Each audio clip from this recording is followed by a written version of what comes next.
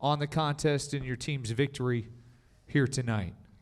I thought it was a great opening game for the NCAA tournament. I mean, you had a lot of energy, a lot of effort. You had, two teams that played extremely, extremely hard and gave it everything they had. At the end of the day, we made a few more free throws. We got a couple more rebounds, and obviously we were able to come out, on the victorious side. So I couldn't be more excited for these guys, and I couldn't be more excited for our basketball program. But Brad Korn is a great person. He's a really good basketball coach, and I would have to think that the people of Cape Girardeau have to be extremely happy with him and what he's done with his team this year. So hats off to those guys. At this time, we'll open up the floor for questions, and we will start with our student athletes. So questions for Jalen or Ross. In the middle on the aisle. Quentin Martinez, Corpus Christi Caller-Times. Jalen, you guys were in a situation where in the second half you guys led by as much as 10 points. They caught you guys. What was the biggest key down the stretch for you guys to be able to find a way to pull it out tonight? Just staying together. Basketball is a game of runs, so we knew at some point they were going to make a run. We just had to stay together. We rebounded. We made free throws, and, yeah, we stuck together to finish the game out. Third row. With ESPN.com for both guys. What does it mean to be a part of the first team to win an NCAA tournament game? It means everything. This being my last year coming here, just talking to Coach Lutz during the recruiting process, he said if you come here, you're going to get a chance to win. And being able to do this with my brothers, it means the world. And unfortunately we lost Terrion, but being able to use that as a motivational factor and to turn that around and to be able to do this for him and for him to be here with us, it means the world. Jalen, your thoughts? It's a surreal moment. We were in this position last year, but we were on the other side. So we had a great group of guys come back. We lost three players last year, but we had a good group of guys come back, and we all set out to make history. First by winning conference, then win the conference tournament, and winning some games in the March Madness tournament. So to be in this moment right now, it's amazing. Other questions? Second row. Quentin Martinez, Corpus Christi Caller-Times. Ross, in the first half, you provided a little bit of a lift offensively. They were doing everything they could to shut down Trey Tennyson, it seemed like.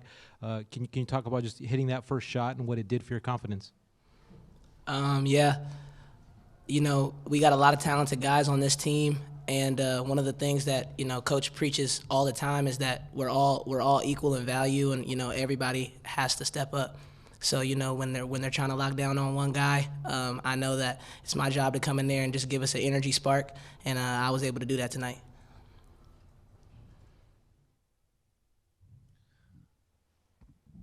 And Jalen, you were able to get to the line quite a bit tonight. You were driving. Was a big part of it. When you guys were able to kind of get them in foul trouble early in the first half, did you think you guys were going to be able to get to the line? That's something you guys have been successful at this year. We were in the double bonus early in the first half, but we stopped applying pressure. So during our halftime talk, coach was just like, keep putting pressure on them, get to the rim, and make the refs call a foul or finish. So that's what the second half plan was. So that's what we came out and did and executed. Third row. Rittenberg with ESPN again. Ross, you touched on it, but what did it mean to win this, like you said, for Terrion, and did you have a chance to visit with him after the game? Yeah, absolutely. Like I said, it means everything. Being able to come here, like Jalen touched on earlier, this is a team that returned a lot of guys, a lot of talent. So it's a blessing to be able to come in and join a great group of guys, a great coaching staff. And then, Terrion, it's my roommate. I'm with him all the time, so it's like, when he goes down, it's super emotional. But once we got our bearings back, it was a consistent theme. Like, let's do this for T. T is an unselfish person. He'll give you the shirt off his back. So when you lose a guy like that, it brings the group closer together. And we know that we're not done yet. This is March. A question via Zoom. John, go ahead. A question for our student athletes. John Titel from Hoops HD. For Jalen, you were 14 of 18 from the line. SEMO as a team was 9 of 20. My questions, have you ever taken that many free throw attempts in your life? And have you ever made more free throws than an entire team in your life? That's probably a first. I can't think of any high school or middle school game where I've done that. So yeah, that's a first. And I'm glad I was able to do it because it helped us get the win. Other questions for Jalen or Ross? Gentlemen, thank you so much. Congratulations on history tonight. Best of luck looking ahead towards Thursday in Alabama. Thank you. Thank you. All right, now we'll open up the floor. You guys are free to go. Yeah. Have fun in Birmingham. And now questions for the head coach of Texas A&M-Corpus Christi, Steve Lutz. Yeah, Steve, Adam Rittenberg with ESPN. Just wondering, how were you curious at all how your team would kind of respond without Terrion, or did you have a sense of how they would bounce back from that unfortunate situation? Well, Terrion blew his knee within 3 minutes of the championship game, so we had to play 37 minutes without him. So they responded well. I knew that we would have energy. I knew that we would have effort. I knew we would play well defensively. But Terrion is able to create easy baskets for us a lot of times. So I didn't know how we would score, to be very honest with you. We scored differently against Northwestern State than we did against SEMO here tonight. So when you lose a player of his magnitude, your offense is just going to continue to evolve. And a good thing for us is we do have other good players on the team, but we're still finding ourselves a little bit offensively, and that's to be expected when you lose a guy like that. Second row. Quentin Martinez, Corpus Christi Caller Times. How do you feel about obviously teams have tried to take Trey Tennyson out of the game. He's a guy that averaged 18 points during conference play. Again, his shot wasn't falling tonight, and they did a good job trying to guard him. What's the biggest key to finding someone to pick up that scoring slack when someone's focused on a guy like that? Yeah, we've got to do a better job of moving the basketball and getting other people involved in the offense. And when they key on Trey like that, obviously Trey's got to become a screener. And, they're not going to help off of Trey. So if he sets a screen for his man's got to have a good chance to get open.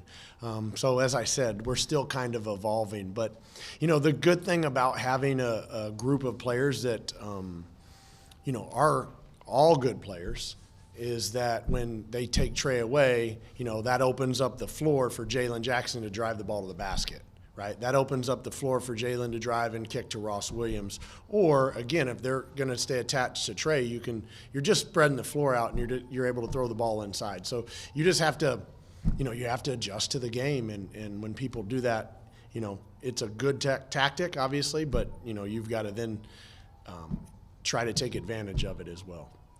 First row. Mike Petralius, CLNS Media. Steve, last year, obviously, you were in the same position, but this year they tie the game at 64. Curious what's going through your mind at that point, and what is your message to the team? Oh man, I'm sitting there saying to myself, man, you can't let this happen. You've done a good job. You were up 10 points. You're winning at the half. Get your team back together and get them all on the same page and finish out the game. That's what I'm thinking. You're on the biggest stage of college basketball. You're the first game of the NCAA tournament. So, a little bit of it is you also want to make sure that your guys embrace the moment, but don't think the moment's too big. It's still another basketball game, and we're playing a team that's a good team. So as long as we can get back on track, I felt like we would be fine. What was the second part of your question? Your message to the team. Yeah, my message to those guys is we don't need to hit home runs. Let's keep hitting singles and doubles. Obviously Owen Deese with however many seconds throws a behind the back pass. That's not in the game plan. But it worked out for us, and we got Isaac to the line and got some free throws. So my message was for Jalen Jackson and Ross Williams and Travion Tennyson and Simeon Fryer, take care of the basketball against the press If they give us an opportunity to go score a quick basket in transition, go take your layup, go take your wide open three. Otherwise, run offense and take care of the ball and let them foul you. Second row on the aisle. Yeah, Jim Fox, Associated Press. Coach, your thoughts on looking forward to your next game to facing a #1 seed? Man, they're fantastic. And, they're a #1 seed for a reason. They've got really good players. They're well coached. They shoot the ball, they rebound the ball, and they are awfully fast. Like if we don't get back in transition, it could be a long night. So with that being said, we played Arizona, we played Mississippi State at Mississippi State, and in both those games, there were times during the game, especially in the first half, where we were leading the game. So our guys are battle tested. They're not scared of the moment. They're you've got to go play, and you got to embrace it. But history tells you that not many 1 seeds beat 16 seeds. So that's why we have the NCAA tournament, to have situations like this where you get a chance to go shock the world. Nobody thought St. Peter's was going to get as far as they did last year either. So that's what makes this tournament special, guys. Back row, far side. Coach, Chris Thomason, KIII TV in Corpus. What do you think that atmosphere is going to be like in Birmingham on Thursday? Oh, I'm sure we'll have a good crowd there, so we'll be okay. No, I mean, they're going to have a 95, 99% sellout for Alabama. I mean, it's going to be unbelievable. Obviously, it's going to be in their favor, so it is what it is. But those fans don't make threes or free throws or layups, right? So you still have to go into the game and play the way you know how to play. And just another one, if I can. Yeah. Earlier this season, when you guys were struggling in the middle of Southland play, they couldn't close out games. That was the big issue, giving up big leads. How proud of you were down the stretch that they were able to withstand that big run? Yeah, well, Chris, I disagree with you on struggling. We only lost 4 games in league play. But, I mean, we did have a bad week where we lost those 2. No, I'm extremely proud of them. I mean, if you look at the defensive numbers, though, in the second half, we weren't great defensively. I think we allowed them to shoot almost 60% from the floor. So that's not great. We've got to be better against Alabama. But with that being said, to answer your question, to find a way to win, I couldn't be more excited and more proud for those guys, obviously for the city, for the university, and, all of the Islander fans that are across the country watching this game. I mean, they've got to be pretty excited tonight, I would think. Let's go back online. John, via Zoom, your question to Coach. John Titel from Hoops HD. Coach, you were hired in April of 2021. I know the goal is to build a winning, successful program, but did you think a night like tonight was possible in just year number 2? Of course, yeah. I mean, when we got the job, I told the guys in the summer. So in Division I basketball, you get to bring them in June. And, we had a few practices, and I've been around enough programs and been around enough winning to know what winning looks like. I told those guys from probably June all the way through that we have enough in this room to be successful. We have enough in this room to win the league, to win the tournament, and go to the NCAA tournament and win games. So, to be honest with you, I did think that. I would hope you don't take that as arrogance by any means. That just means we did a good job, our staff and I did a good job in recruiting, coming out of COVID, and that I felt like we had good enough players to be, relevant within our league, and then obviously once we got to the NCAA tournament.